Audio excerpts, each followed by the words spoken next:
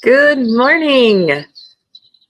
Or if you're not a morning person like my husband, you'll say, morning. Bleh. What's good about it? We're here. It's morning. Good morning, Mary. Happy Wednesday, halfway through the day. Coffee is hot, the fruit is sweet, and the toast is crunchy. Thankful time. Exactly. That's my attitude. Although, as much as I love this is so very, very pretty. It's also kind of loud, so we will phase that out. I hope you had a good night. Okay. I did. I read a little bit after we did the sprints. Um, Welcome. If you are new, this is Bookie Monsters. Welcome back. If you are a returner, thank you very much. On this channel, Monday, Tuesday, Wednesday, Thursday, Friday mornings, we go through the new releases genre by genre because we got to know what's out there so we can read all the books. And in the evenings, we're doing sprints for 2.5 hours, starting at 6:05 p.m. Mountain Time, because I'm in Montana. And that's Tuesday, Wednesday, Thursday this week. And morning show, if you're here or if you're watching it later, that starts at 6 a.m. Mountain Time, 8 a.m. Eastern Time. So I very much appreciate you guys. Let's jump into the new releases because this is just for 25 minutes and it goes by really, really fast. On Monday, we looked at the mysteries. Yesterday, we looked at the romances. Let's see what we have for fantasy and sci-fi today. And if there, as it looks like there isn't a whole lot, we will jump back into looking at the cozy mysteries and so forth.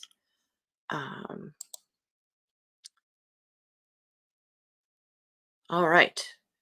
Bring Me Your Midnight by Rachel Griffin. That's a good title. A young adult fantasy. Tana Fairchild's fate has been planned out for her since the day she was born. Marry the governor's son and secure an unprecedented alliance between the witches and the mainlanders. But when Tana meets Wolf, a member of the only remaining coven left practicing dark magic, she's stunned to learn of his existence. She's always thought the final coven disbanded 10 years ago, completely eradicating the use of dark magic. When unknown magic builds in Tana's body and she's unable to expel the magic on her own, she begs Wolf for help. And as she practices Wolf's dark magic, she's horrified to discover how naturally it comes to her. It makes her feel powerful, alive. Tana tries to rid herself of the memories of Wolf and his magic, throwing herself into her courtship with Landon, the key to the alliance the witches have worked so hard for. When Tana's covenant ball approaching, with Tana's covenant ball approaching, their engagement will be officially announced. But when Tana's family discovers her use of dark magic and her mother confides in her that the witches are losing control of the currents, and it's only a matter of time before the sea swallows a mainlander. When that happens, Tana's relationship with Landon could be the only thing that keeps the mainlanders from turning on the witches. But Tana can't stop thinking about Wolf. And as the tide grows fiercer and the witches' relationship with the mainlanders more tenuous, you know, I need more coffee. I didn't even save this. My goodness. Um, with the mainlanders more tenuous, Tana has to decide what's more important to her, love or duty. That was Bring Me Your Midnight, which is a very pretty cover that I didn't show you initially. Oi. Yes, more coffee is required. So we've only got like 3 fantasies to look at. Fit for the Gods, Greek mythology reimagined, edited by.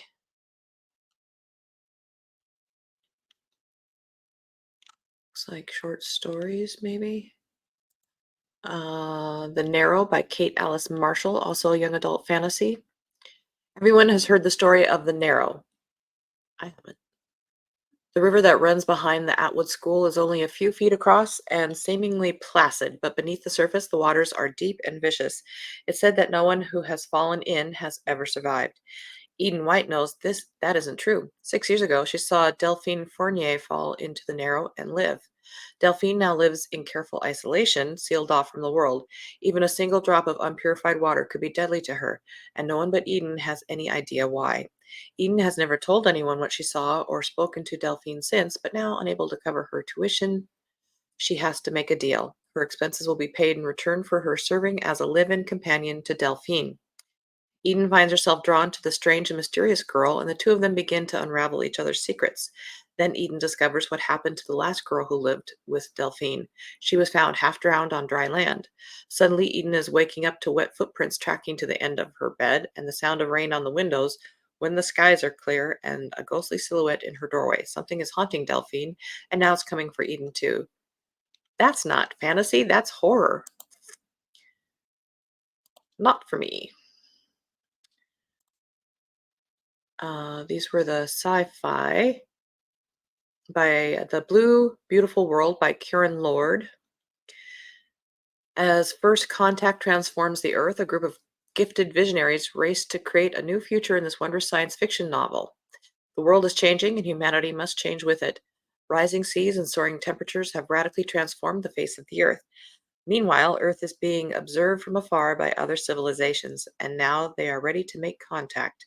Vying to prepare humanity for first contact are a group of dreamers and changemakers, including Peter Hendricks, the genius inventor behind the most advanced VR tech, Carissa, a beloved celebrity icon with a passion for humanitarian work, and Knoa, a member of a council of young people from around the globe drafted to reimagine the relationship between humankind and alien societies.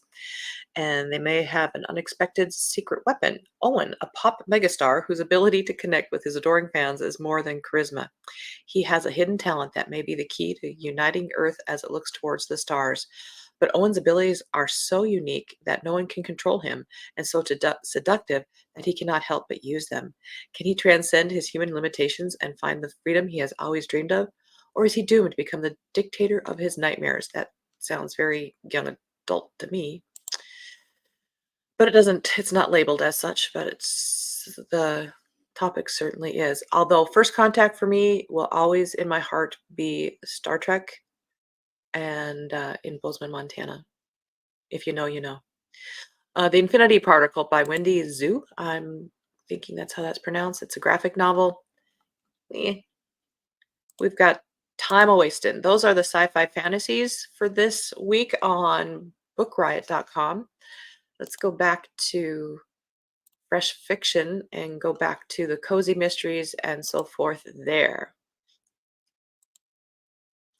Thank you. I need your feedback because I have to jump between these screens and I'm not always seeing um, right away what's going on there. But yes, coffee is required because apparently I'm not awake yet. All right. No, this background is a fake one. Keo is over there sleeping. He is not a morning dog, which is why we're doing a morning show because he will not get up. He's apparently in his teen years. I think we stopped here. Big Swiss. Don't know what that is.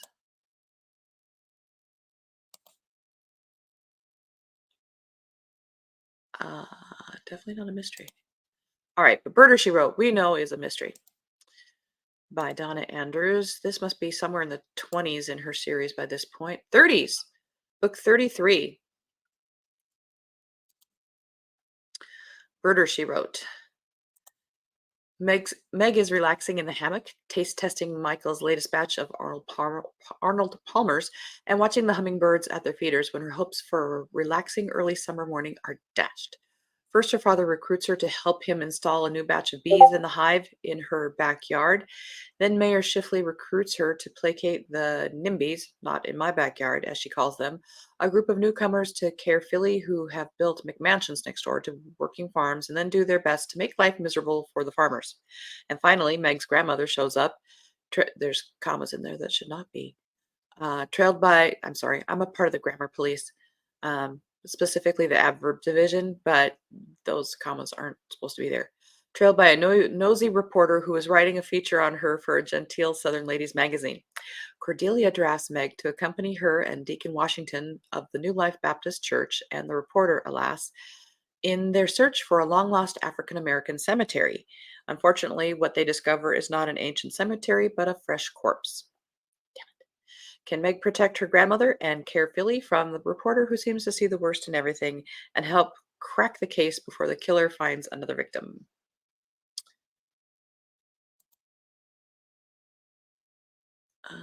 That doesn't sound very cozy-ish. Blood like fate. I don't recall. Yeah. Let's just jump to the and Bring Me Your Midnight, Broadway, Butterfly. Did we look at that one? This is, oh, speaking of fantasies, yes, this is the book that I am reading that the other site did not have, but it should. I don't know why it didn't. Cassiel's Servant by Jacqueline Carey.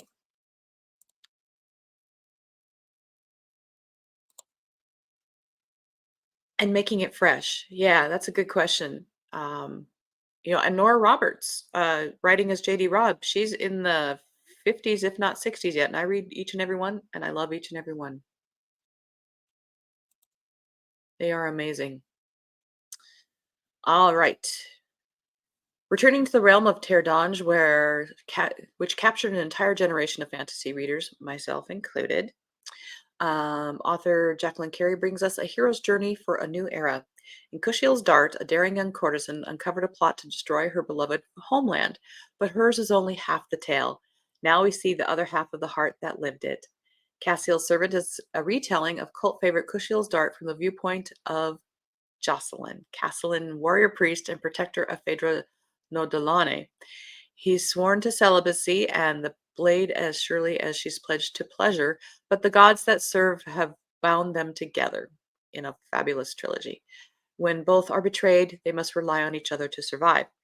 From his earliest training to captivity amongst their enemies, his journey with Phaedra to avert the conquest of Terdange shatters body and mind and brings him an impossible love that he will do anything to keep, even if it means breaking all vows and losing his soul.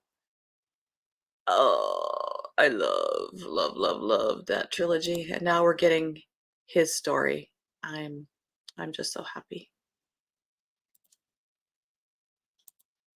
If you like romantasy, the romantic fantasy, you got to read Kushiel's Dart. Uh, Romance suspense countdown. This one wasn't in.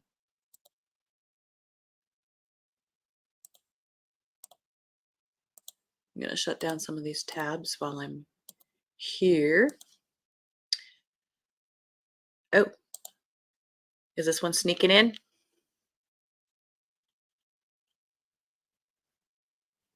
Nope. Countdown by Lynette Eason. 4 of 4 in extreme measures. A stalker who wants to finish what he started, a U.S. Marshal who's vowed to protect his charge, and one woman who is determined to put the past in the past. Flight paramedic Raina Price has been running so long it's hard to stop. To escape a dangerous stalker, she changed her name and disappeared, building a new life with the help of a friend from her time in juvie.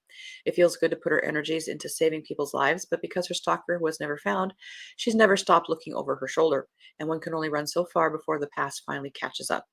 U.S. Marshal Vincent Corelli's job is to hunt down fugitives and protect those who are assigned to him. When Raina is almost killed right in front of him, he vows to protect her at all costs, whether it's his job or not. Together they work to solve the mystery of Raina's past, but someone is out to make sure Raina doesn't live long enough to do it. It's kind of an interesting cover, too. Crimson Melodies. Romance fantasy. We'll go back to those. Let's look at Cozy Mysteries while we're here.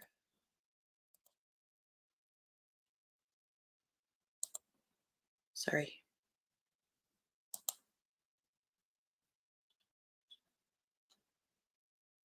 I think these are re-releases.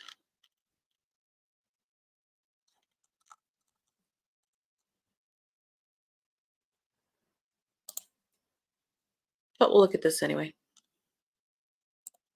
Hang on a second. Woo, totally different cover. Oh, yes. Definitely re-release. 2017. Sorry, we only do New releases here. And now you got me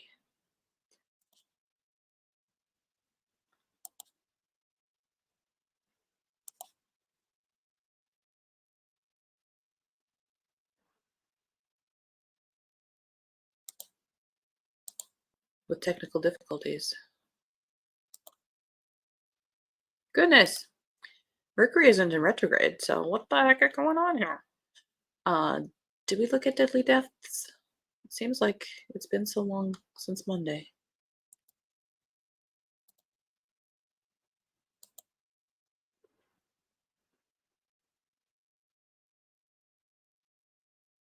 I don't think we did. Deadly Deaths by John F. Dobbin.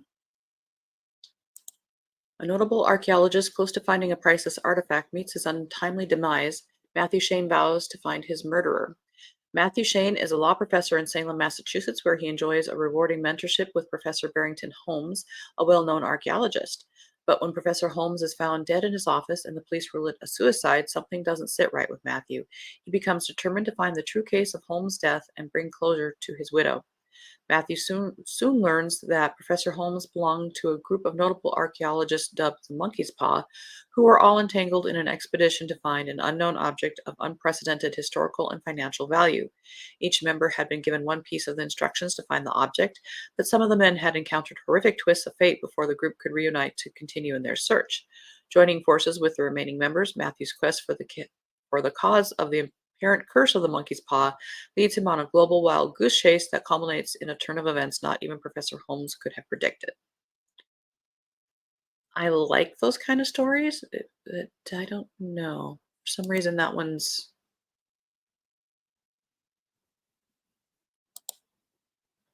Thank you. I think it's the lighting.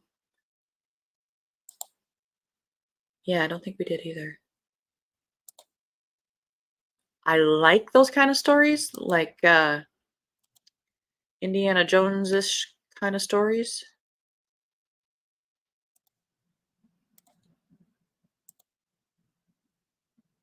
Oh, yeah, we did look at that one already. Death of Jezebel.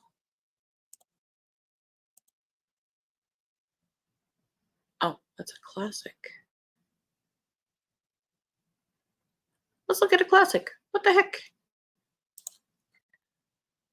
This is we're looking at books, you know? We gotta know what's out there. This looks like a re-release from originally published quite a while ago. Death of Jezebel by Christiana Brand, fourth of seven in the Inspector Cockrell series. Like I think these, yep, 1949. At Elysian Hall, a grand exhibition space in post-war London, a cast has been assembled for a medieval-themed pageant show featuring knights in colored armor, real horses, and a damsel in a rickety tower on high. With death threats discovered by members of the troupe before the show, the worst comes to pass when the leading lady is thrown from the tower before the eyes of the audience by an unknown assailant, with all doors backstage also under observation. Faced with a seemingly impossible case, the wizened Inspector Cockrell and the fresh-faced Inspector Charlesworth begrudgingly join forces to uncover the killer hiding in plain sight. First published in Britain in 1949, Brand's exuberant novel is still regarded as one of the great masterpieces of the classic mystery genre for its fiendishly constructed puzzle, memorable setting, dumbfounding acts of misdirection, and thrilling denouement. This edition includes an introduction by award-winning author Martin Edwards. I like classic mysteries, and that sounds really good.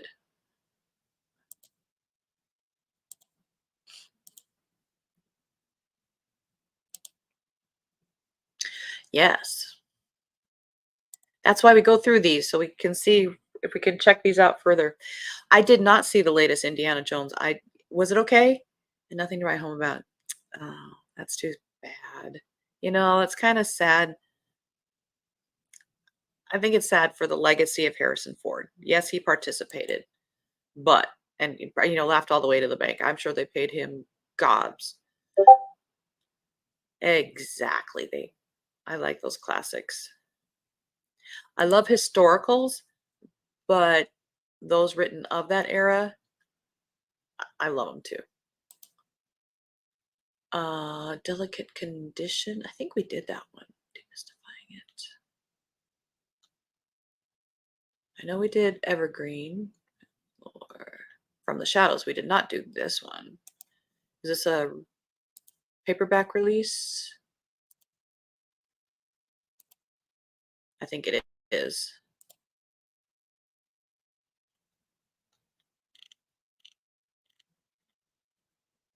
It is. It's a paperback release. This is also a good historical history series, but we are only looking at new releases. Gone Tonight, suspense.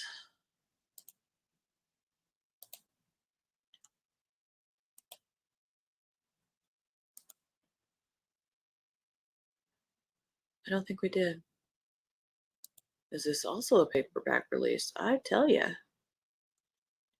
I don't. I think this is a new one. Did we do this one? Mary, you got to be my memory for me because I am just not remembering things.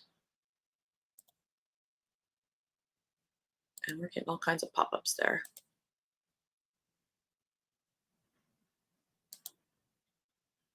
Gone Tonight. I might have. I would remember that last name. I would think though. Gone Tonight by Sarah Pekkanen. Catherine Sterling thinks she knows her mother. Ruth Sterling is quiet, hardworking, and lives for her daughter. All her life, it's been just the two of them against the world. But now Catherine is ready to spread her wings, move from home, and begin a new career. And Ruth Sterling will do anything to prevent that from happening. Ruth Sterling thinks she knows her daughter. Catherine would never rebel, would never question anything about her mother's past or background. But when Ruth's desperate quest to keep her daughter by her side begins to reveal cracks in Ruth's carefully constructed world, both mother and daughter begin a dance of deception. That sounds like a lot of angst. Dead trouble, double coming. The bell has rung. Ah, hardly got through anything, it seems like. I wish they would show more covers here too. Let's just scroll down because we're only in the L's. Lost Believers, Master of Secrets, Mixed Signals, Murder in the Family.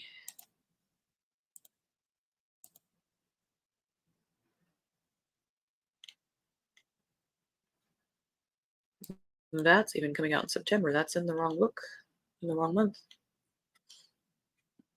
Picture You Dead, Positively Penelope. Well, we can stop there. We'll be in the P's tomorrow. It's only Wednesday. I know. I don't know what it is. It just goes by so fast. There's so many books to look at. It's okay. We have tomorrow and Friday yet for this week. So those are some of the books that are coming out this week. I hope you are finding some things that are interesting to check out.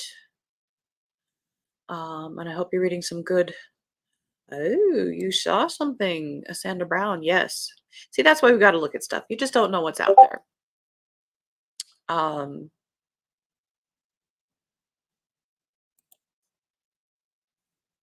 something that you can bookmark to, no pun intended. See, somebody had to do a pun. We were punless until now. You have to bookmark what you might want to read later if you're in the middle of a good book right now. So I appreciate everybody showing up. I was just going to think, I didn't mention where I'm at.